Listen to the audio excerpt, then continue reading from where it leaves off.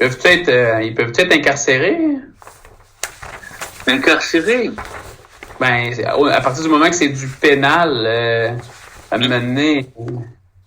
Ouais, tu as raison. Ça, c'est que là, hein, effectivement. La première des choses, c'est que l'OACIQ peut introduire ce qu'on appelle une injonction interlocutoire. Vous pouvez juste écrire ça, oui. L'OACIQ peut introduire une injonction interlocutoire. Entre parenthèses, pour vous dire ce que c'est que l'injonction interlocutoire, c'est un recours qui est provisoire, mais qui est immédiat, très très rapide, pour obtenir justement qu'il cesse. Donc c'est un recours d'urgence pour obtenir une décision même provisoire, mais d'urgence. Donc l'OACIQ peut engager une injonction interlocutoire pour faire cesser ses activités à Pôle. Si jamais il n'obtempère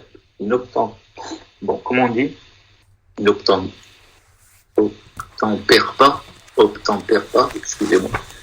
Je crois que je suis fatigué aussi, hein, on va pas tenir longtemps. On a bientôt fini. Hein. Obtempérer, c'est obtempérer. Obtempérer. Pas. S'il n'écoute pas, s'il suit pas après. Comme il disait Dingwa tout à l'heure, prend la place, là, subroger, là. Ah, ok. Alors, dans ce cas-là, il va être condamné à une amende et il peut être condamné, comme dit Sébastien, à 1 an d'emprisonnement. Bon. C'est pour faire cesser les activités? Oui, ils lui font, c'est ça, c'est l'interlocution, l'injonction, excusez-moi, c'est pas à vous que je souffre, c'est à moi. L'injonction interlocutoire, c'est pour lui faire cesser ses activités. Et s'il n'obtempère pas, alors, amende et risque 1 an de prison. Ça va vite, là. Question 16.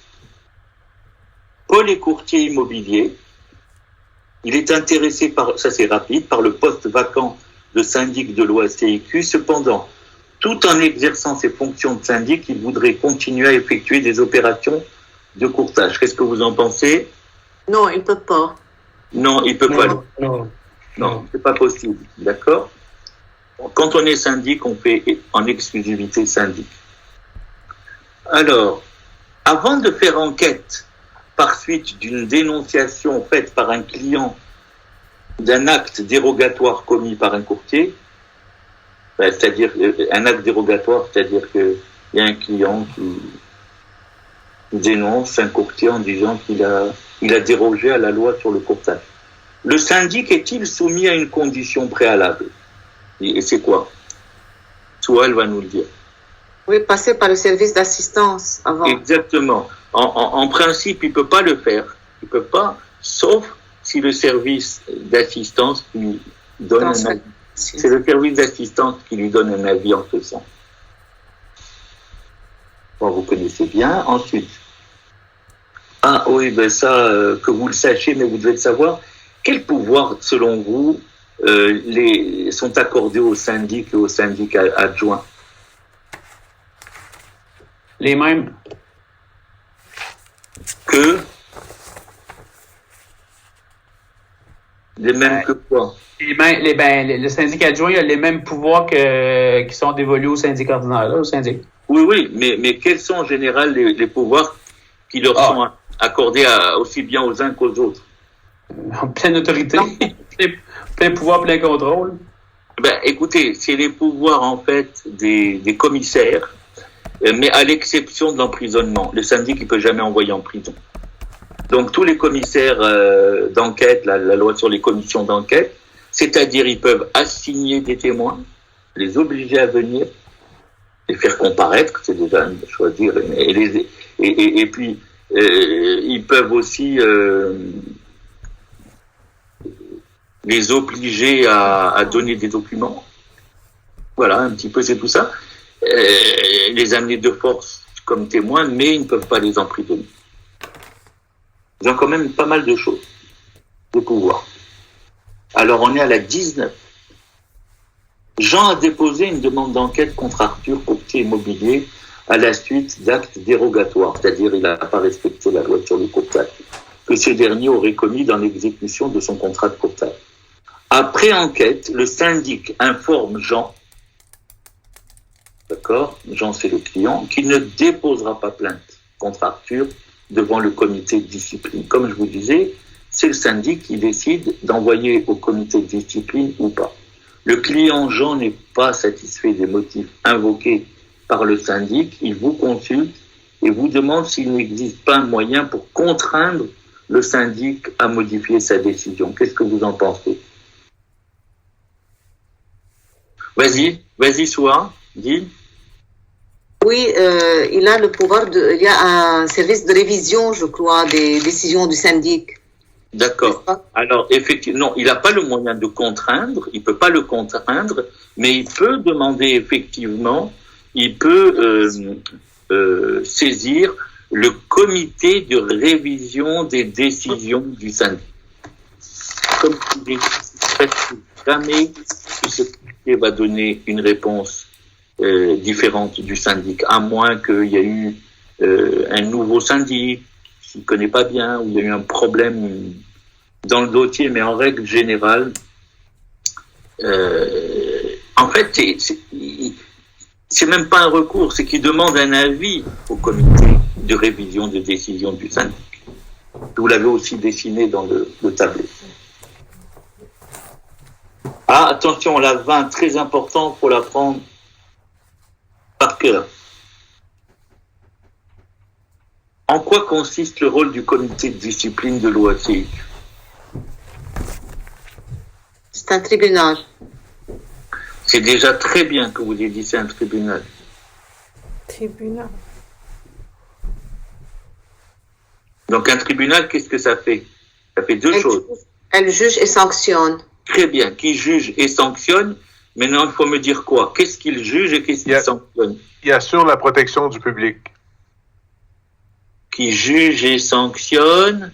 L'OACIQ, lui, sa mission, c'est la protection du public.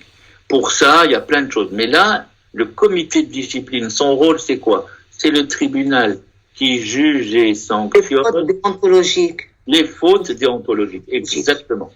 C'est pas les erreurs intentionnelles, c'est pas, ils jugent pas la fraude, non, ils jugent les fautes déontologiques. Bien sûr, vous allez me dire la fraude, c'est une faute déontologique, mais c'est dans un deuxième temps.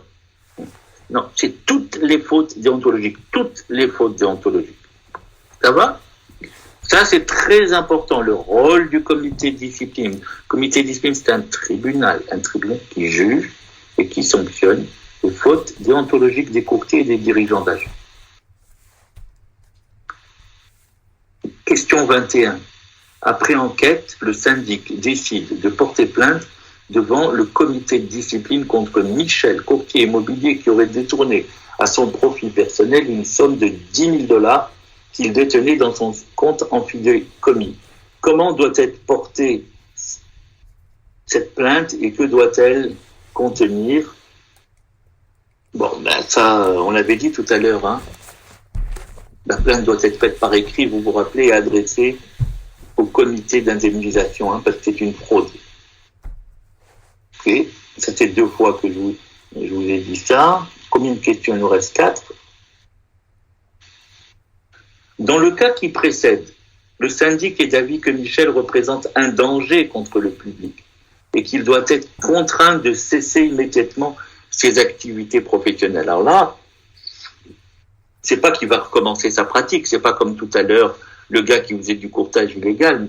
Michel, il a fait une grosse bêtise, il a détourné de l'argent, mais là, on a peur qu'il refasse la même chose.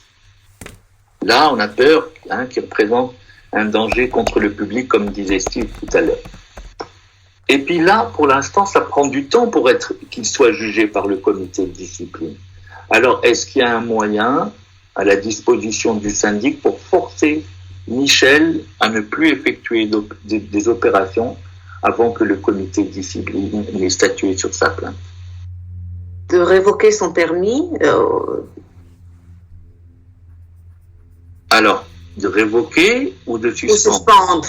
Oui, parce qu'on peut... En attendant la décision finale. Eh oui.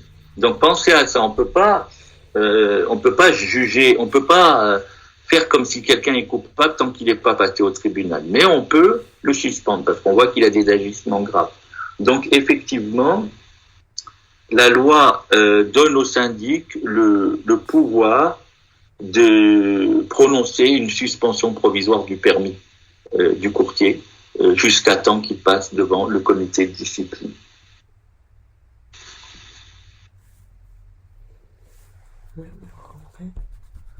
Alors, on est à question 23. Ces dernières questions que je vous fais dernièrement, c'est pas ça que je vous poserai à l'examen. Je vous dis franchement, je ne vais pas vous embêter avec des choses comme ça. Il faut savoir l'essentiel. L'essentiel, c'est quoi le comité d'indemnisation, le fonds d'indemnisation, c'est quel genre de plainte, hein, les victimes des fraudes, etc. Il faut savoir comment fonctionne le parti. C'est quoi le type de plainte. Il faut savoir ce que c'est que les fautes déontologiques et on passe par service d'assistance, syndic et comité de discipline. Ça, il faut savoir. Il faut savoir que, regardez, j'ai pas de permis de courtier, ok? Je me fais passer pour un courtier et je détourne 30 000 $ que SOA me donne. Je me fais passer pour un courtier, mais je ne le suis pas. Est-ce qu'elle a un recours, SOA? J'ai détourné le chèque que je lui ai dit, c'était ton chèque d'acompte pour une PA que j'ai rédigé pour elle aller les présenter. Elle m'a donné un chèque d'acompte. Je me suis fait passer pour courtier, je ne suis pas courtier.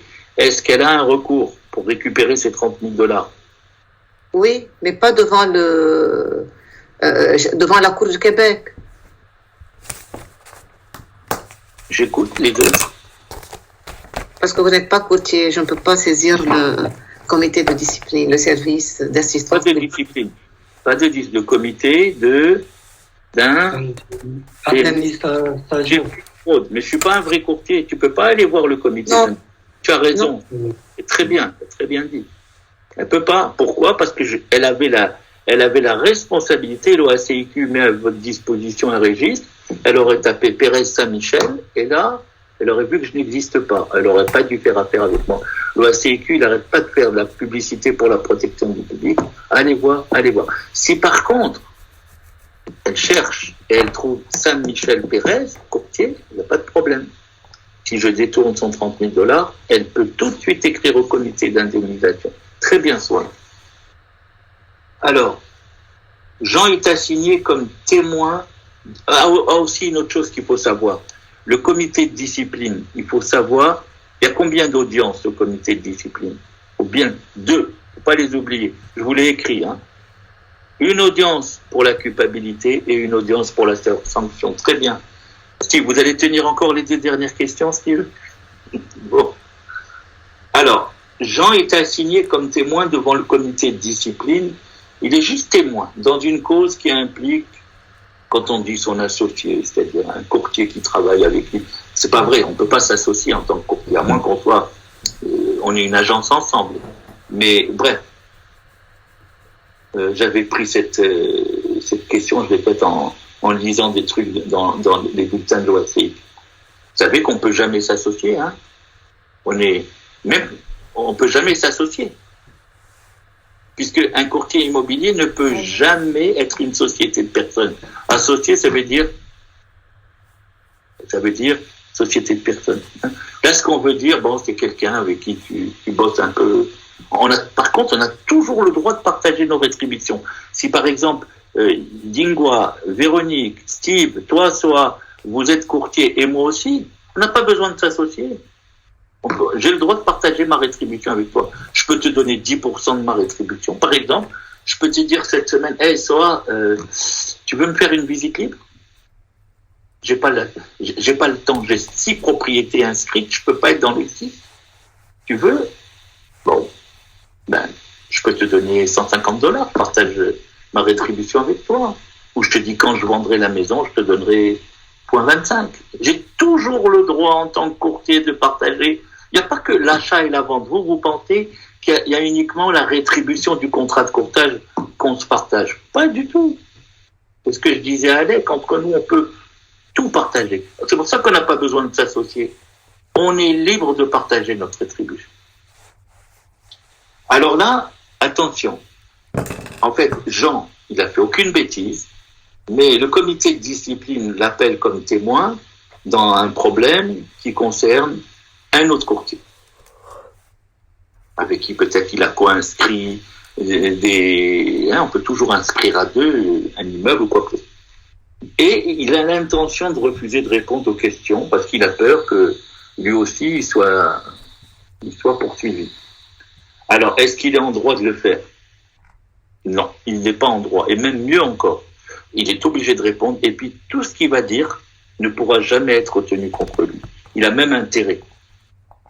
On ne pourra pas, si jamais il y a quelque chose qui l'implique, les réponses qu'il a dit au tribunal elles ne pourront jamais être tenues comme preuve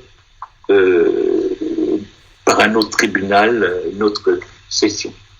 Mais en tout cas, il ne peut pas. Il faut absolument qu'il témoigne. Avant-dernière question. Comment est rendue une décision du comité de discipline? Bon, ça, la vérité, laissez tomber. Vous avez trouvé, je ne sais plus où, dans le règlement. Elle doit être faite par écrit, elle doit être motivée. Chaque chef d'accusation. Ce qu'il faudrait, si on a le temps, on lira un jugement, d'accord, du comité de discipline. On le verra après les fêtes. Ça serait sympa, vous verrez. Les chefs d'accusation, je vous donne un exemple. Tu vas voir, au début, on va t'expliquer qu'a fait comme bêtise de... Ça, c'est le jugement qui est rendu par le comité de discipline. Au début, il y a, premièrement, les faits. Le courtier, il a fait signer une promesse d'achat à son client sans lui faire voir la DV, premier chef d'accusation. Et puis aussi, à un moment dans l'opération, il a eu un intérêt dans l'immeuble, il n'a pas fait d'avis de divulgation. Deux chefs d'accusation. Puis, un peu plus tard, il a bidonné, raturé les dates quand le notaire pouvait pas, ça, au lieu de faire une modification, 3 chefs d'accusation. Il peut y en avoir 5, 6, 10 chefs d'accusation. Et chaque chef d'accusation va être jugé. Et chacun donne une sanction. Chacun, pour chacun. Tu comprends? Il y a des amendes, quelquefois, qui sont relativement chères. Alors, si tu es, par exemple, $5,000, par chef d'accusation, c'est déjà 15 000. Voilà, c'est comme ça que c'est rédigé la décision du comité de discipline. Mais moi, ce que je voudrais que vous reteniez, c'est, entre vous et moi, c'est quoi les sanctions du comité de discipline? Qu'est-ce qu'il peut y avoir comme sanctions? Comme ça, instinctivement. Et on va les écrire. À part. Ouais, vous pouvez les écrire, c'est une question à part. J'aimerais que... Quelles sont les sanctions que peut imposer le comité de discipline? Premièrement, Des amendes. des amendes. Très bien. Deuxièmement, je ne vous demande pas d'apprendre le montant des amendes, mais des amendes. Refaire une formation, un cours. Imposer une formation ou un cours. Très bien. 3. Suspension et révocation de permis.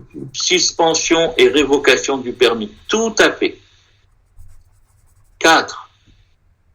On s'arrêtera là, il y en a d'autres. Condamner le courtier à payer des sommes à d'autres, à qui il a porté préjudice. Tu vois, toutes sortes de sommes, ou à verser, par exemple, quand l'OACIQ a versé le comité d'indemnisation a payé l'indemnisation, il était subrogé dans le droit, il dit, maintenant tu me donnes l'argent. Donc, je vous le dis en très large, il y a les suspensions et révocations des permis, imposer des formations, des amendes, des remboursements de toutes sortes, ou versement de sommes retenues qu'il retient, qu'il les rend. Voilà. C'est ça qui est important de savoir. Comment la décision est rendue, je vous ai expliqué, mais on ira voir un jugement et ça sera mieux. Chaque chef d'accusation est analysé à la fin du jugement et on vous dit les moyens qui ont été pris. Et sur chacun, les juges se prononcent et à la fin, c'est la décision finale. Maintenant, il y a une seule dernière question, c'est la 25. Est-ce qu'on peut faire appel d'une décision qui est rendue par le comité de discipline? Je viens de vous dire que le comité de discipline, c'est un tribunal de famille. Ça se passe à l'OACIQ. Est-ce qu'on peut quand même faire appel? Oui. Oui, parce que c'est un tribunal quand même. Ça doit être un tribunal. Tu sais, les arbitres, vous connaissez l'arbitrage, vous avez entendu parler. C'est quoi l'arbitrage? C'est c'est un tribunal, mais privé. Et dans les tribunaux arbitraux aussi, on peut faire appel quelquefois non, quelquefois. Donc oui, on peut faire appel. Et devant qui? Eh ben, Sohail connaît très bien, devant la cour du Québec. Voilà, dans un délai. Celui-là, vous pouvez l'apprendre de 30 jours, parce que je crois que dans tous les pays au monde, les délais d'appel, c'est toujours 30 jours.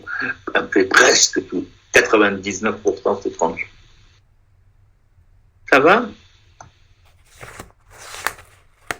Ben, pour une fois, j'ai tenu parole. On va se quitter. Sauf si vous avez des questions. Ça va? Alec, t'es là?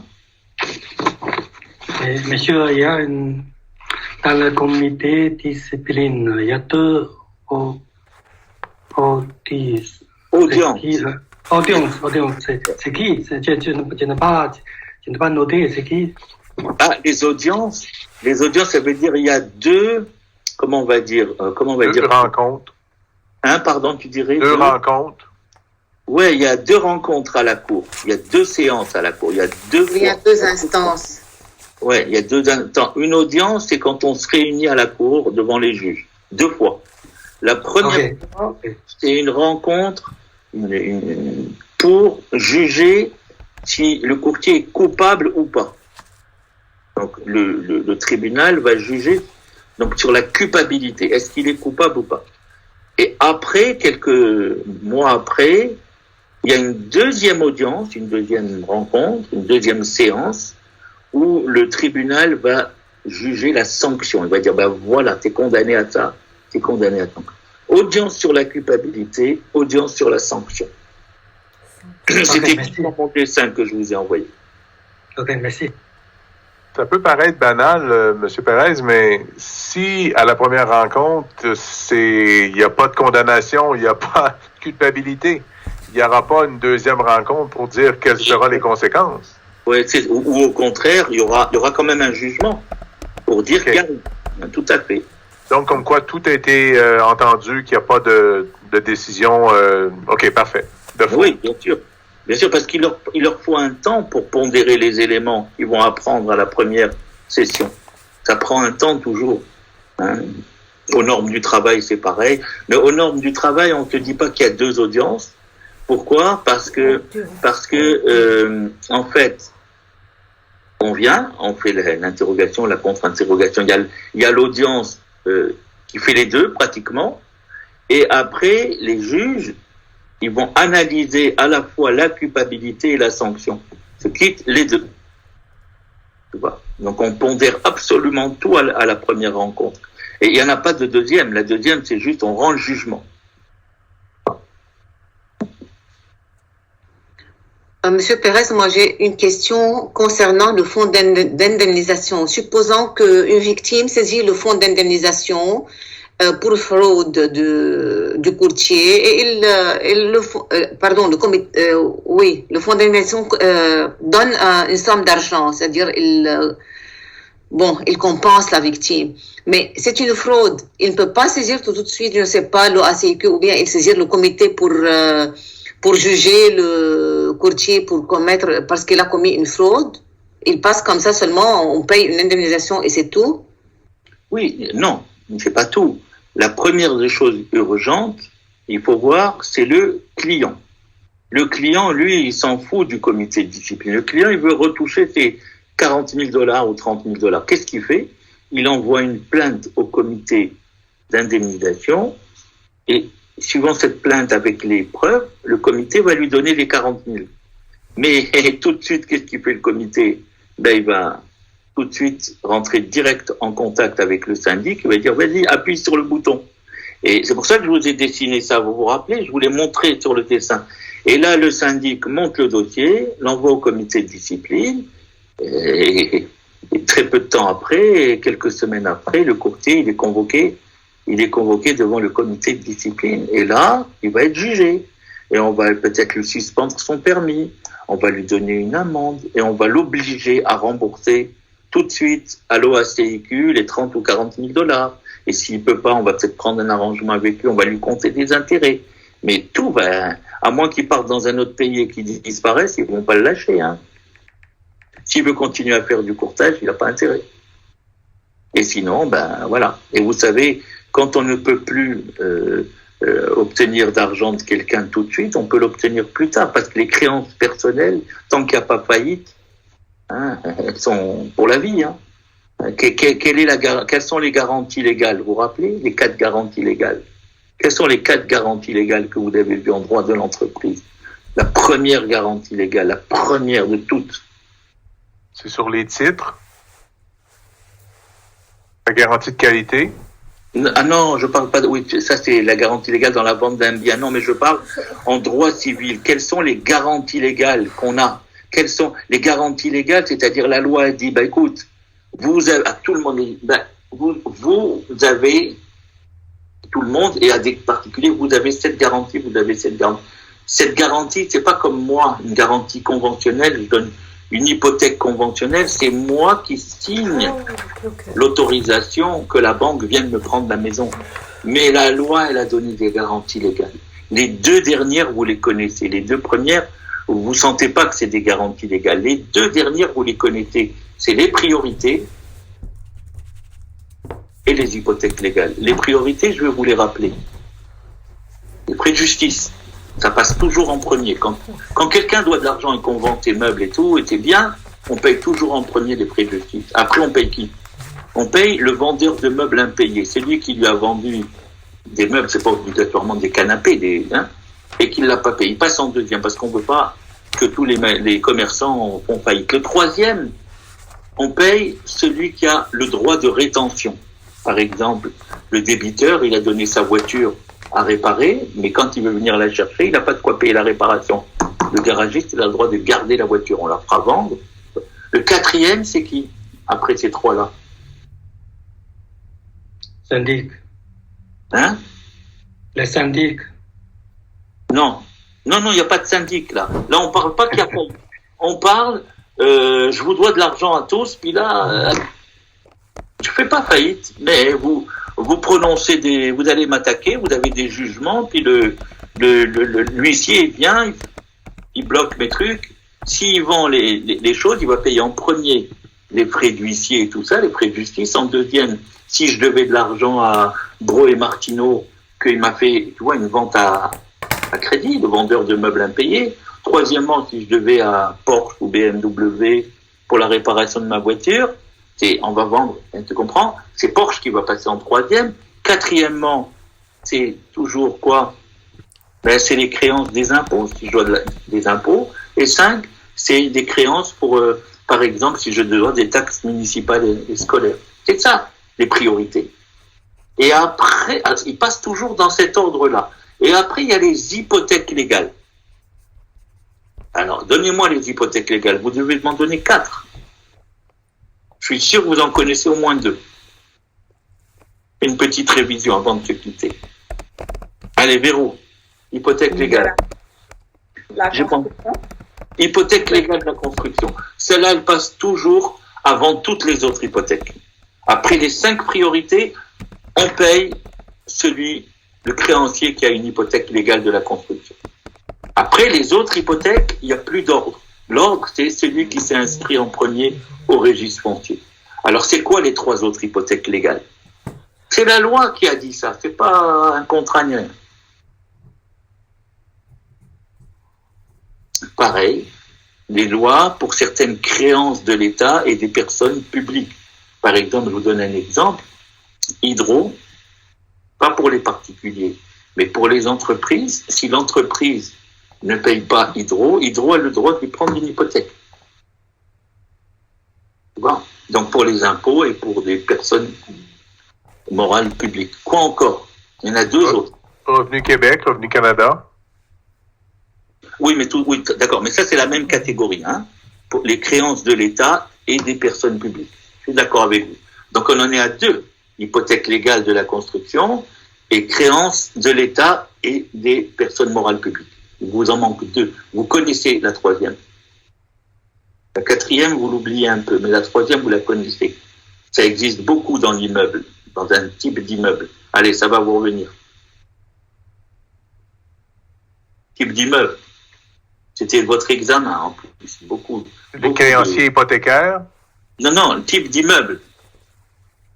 Ben, les Donc, biens meubles. Je vous ai parlé beaucoup de Condo. Et dans les condos, le syndicat de copropriété, il a une hypothèque légale. Si vous payez pas les frais de condo, on peut vous inscrire une hypothèque sur l'immeuble. 3. La dernière, elle est plus subtile, c'est si l'un des créanciers, je vous donne un exemple, je vous ai dit que je vous dois de l'argent à tous, à Dingwa, à Véro, à Soua, bon, mais à Steve, mais Dingwa, lui, alors, je vous donne l'argent et vous m'avez poursuivi parce que vous ne pouvez pas m'envoyer l'huissier si vous pouvez pas vous faire justice. Si j'ai pas été condamné, l'huissier, le juge, il a dit oui, il a reconnu que je vous dois de l'argent à tous, vous avez un jugement. Vous avez un jugement. Avec ce jugement, vous pouvez m'envoyer l'huissier. Mais Dingwa, il est très malin. Aujourd'hui, la prochaine fois, ce sera pas toi le malin. Hein. Il est très malin. Il sait que j'ai quand même pas énormément de biens, mais j'en ai assez. Il sait qu'il y a d'autres. Il dit, écoute, je vais aller prendre une hypothèque légale sur le bateau de M. Pérez, sur mais ce qu'il veut. Oui, quand vous avez un jugement, vous pouvez aller mettre une hypothèque légale. C'est la quatrième. J'ai dit, il y en a 4. La première, l'hypothèque légale de la construction. Pour tous ceux qui ont participé à la construction d'un immeuble. Avocats, ingénieurs, architectes, pas avocats, ingénieurs, architectes, contracteurs, tout ça. Ça, c'est 1. 2, on a dit les créances de l'État et des personnes publiques. 3, on a dit syndicat de copropriété. 4, créances de ceux qui ont un jugement. Le fait que Dingwa a un jugement, il peut être plus malin que vous et il va aller inscrire une hypothèque. Il n'est pas obligé, il peut m'envoyer l'huissier, tout. Mais s'il m'envoie l'huissier, il dit, et que tout le monde envoie l'huissier, en même temps, Véronique, Sora, tout ça, combien il va avoir? Il n'a pas de garantie, personnelle, prioritaire. Donc il va se partager avec vous. Si on me vend mes biens, alors que s'il fait une hypothèque, il va passer prioritairement à vous. Puis si je me trompe pas, l'huissier, c'est pas gratuit, là? Non, l'huissier n'est pas gratuit. C'est pour ça que les frais de justice... Ça fait réduire les sommes que tu mets la main dessus à la fin. Oui, bien sûr, c'est prélevé à même les sommes, exactement. Mais c'est pour ça qu'il passe en premier. L'huissier, excuse-moi 2 minutes. L'huissier, il va passer en premier. Si on vend mes biens, il va passer en premier parce qu'il est dans les priorités. Frais de justice. Et si je dois de l'argent à Bro et Martineau dans le cadre vendeur, il va passer en 2e. Et le 3e, ça va être mon garagiste Porsche. J'ai pas de Porsche, je vous le dis tout de suite. Mais dans mon garage, j'ai un voisin, il a 3 belles voitures. Il adore les voitures. Il a une Alfa Romeo, il a une Porsche et il a une Maserati. Alors quand les gens viennent me voir chez moi, je fais toujours croire que c'est mes voitures. C'est pas vrai. J'ai une Mazda CX-5 qui parle. J'ai la honte par rapport à lui. En plus, il est à côté de moi. Il est très sympa, c'est un Italien très sympa, il adore les voitures. Puis c'est lui qui a construit le petit immeuble où on est. Il croit que c'est son immeuble. Moi, je le laisse croire. C'est très bien parce qu'un mec qui croit que tout l'immeuble lui appartient, mais il s'en occupe très bien. C'est ce que j'avais dit à ma femme. T'inquiète pas, laisse faire. C'est super parce que des fois, on a l'impression maintenant, on a des bonnes relations avec lui. Mais en tout cas, pourquoi je vous parlais des voitures? J'ai oublié. Pourquoi je vous parlais des voitures? Pour l'hypothèque. L'hypothèque. Troisième hypothèque, les gars. Oui, c'est ça. Donc, Porsche va être payé en 3e. Si je dois rien à l'État, après, ça vient à vous. Eh oui, mais vous, s'il reste $1000, on va vous donner un 5e chacun. Par contre, même s'il reste $10 000, un 5e chacun, 2000 chacun. Mais si, par contre, Dingwa, il a compris que j'ai un bien d'une certaine valeur, ou peu importe, il va aller mettre l'hypothèque dessus, il va pas faire forcément jouer l'hypothèque, il sera payé avant vous. Si, par exemple, je lui dois 8000, lui, il touchera 8000, et les 2000 qui restent, vous n'aurez même pas $500 chacun. C'est ça le principe. Bon, maintenant que je vous ai fait cette révision, je vous fais une dernière révision sur les 2 premières garanties. C'est ça. Et c'est par rapport à ce que disait Soa. Quelles sont les deux premières garanties légales? Là, je vous ai donné les dernières, la troisième et la quatrième. Les priorités et les hypothèques légales. Mais les deux premières, jamais personne ne les retient. C'est la loi qui a dit quoi? Elle a dit à chacun, elle a dit, tu as un patrimoine que tu portes sur ton dos, avec tes droits et tes obligations, eh bien, tu es responsable avec ton patrimoine de tout ce que tu dois à tes créanciers. C'est ça la première garantie légale, c'est qu'on est responsable d'être avec tout notre patrimoine. Le seul problème, ça c'est la première, mais il fallait une deuxième, parce que si je me promène devant vous avec mon sac sur le dos, et je vous dis, eh oh, dingwa, eh oh, soit. Vous voyez, la loi, elle a dit que j'ai mon patrimoine là, je dois vous payer avec, et puis je me moque un peu de vous. Eh oui, mais il faut que j'ouvre mon sac. Et comme je l'ouvrirai pas, la loi, elle a fait la deuxième garantie légale, la saisie-exécution. C'est ça la deuxième garantie légale, la saisie. Donc, dès que vous avez un jugement, vous pouvez envoyer l'huissier, il m'ouvre mon sac, et de force, il vous paye avec mon patrimoine. C'est ça les deux garanties. C'est quoi? C'est la saisie? La saisie, toute forme de saisie. Tu comprends? Sinon, je peux pas. Oui, la loi, elle m'a dit, voilà, ça c'est pour les rembourser, mais moi, je me moque de vous avec mon sac. Heureusement que la loi, elle a dit, ben, on peut t'ouvrir le sac. Tu veux pas l'ouvrir? On va te l'ouvrir. Voilà les 4 garanties légales. Alors, pourquoi je dis ça? Parce que tout à l'heure, Soa, elle avait bien raison. Si jamais, comment vous dire, un courtier, on ne peut pas obtenir de lui, en actionnant quoi que ce soit, tant qu'il n'est pas déclaré en faillite et qu'il ne se déclare pas en faillite, on pourra toujours avoir une action personnelle contre lui et aller lui chercher dans son patrimoine de la garantie légale. Mais le patrimoine, c'est pas mon épaule, hein, c'est le sac. Hein. Ça va? Monsieur, j'ai pas bien noté les 4. Le premier, c'était les priorités. Ensuite, les hypothèques légales. Saisir mon patrimoine, c'est le 4e ou il m'en manque un? Alors, attends, je vais te les redire. Je te parle des 4 garanties légales. Faut pas mélanger. Les 4 garanties légales, je te les donne. 1, patrimoine du débiteur. Oui. Tu peux l'écrire. 2, saisie exécution de ce patrimoine, bien sûr. 3, les priorités. Entre parenthèses, tu peux marquer 5. Il y en a 5 des priorités. Celles que je vous ai dit tout à l'heure, hein, c'est-à-dire les frais de justice, la créance du vendeur de meubles impayés, la créance de celui qui a un droit de rétention, les créances fiscales et enfin les créances pour les taxes municipales et scolaires. Ça, c'était la 3e. Les priorités, c'est la 3e garantie légale. Et la 4e garantie légale, c'est les hypothèques légales, les 4. Les 4. Légales de la construction, les créances de l'état de Steve, les syndicats de copropriété et ceux qui ont un jugement comme Dingwa. Parfait, merci. C'est plus clair, Véro? Oui, merci. Ça va? Oui. Bon, si vous n'y voyez pas d'inconvénient, on va se reposer un peu, Steve, il va... Hein, Steve? Écoutez, je vous souhaite un bon temps des fêtes, vraiment, vous, vos proches, puis revenez en forme, on a encore du boulot à faire. N'oubliez pas de faire les maths, n'oubliez pas, parce que les maths, c'est les gammes. Suivez mon conseil, faites d'abord mes exercices à moi avant le livre, parce que vous allez prendre la bonne habitude. Si vous allez dans le livre, j'ai peur que vous allez... D'abord, heureusement que dans le livre, il n'y a que la réponse. Je veux pas qu'on vous preniez ma méthode. Comme j'ai vu avec une camarade à vous, je me rappelle plus, c'était Isabelle ou Caroline lundi, on peut obtenir les mêmes résultats que moi en faisant autrement. Mais attention à ces chemins d'école buissonnière, un jour vous aurez un problème. Que si vous faites ma méthode, vous la prenez l'habitude avec mes exercices, vous les faites sans voir le corrigé, puis vous voyez le corrigé détaillé. Après, quand vous allez faire ceux du livre, vous faites selon la méthode que vous avez intégrée.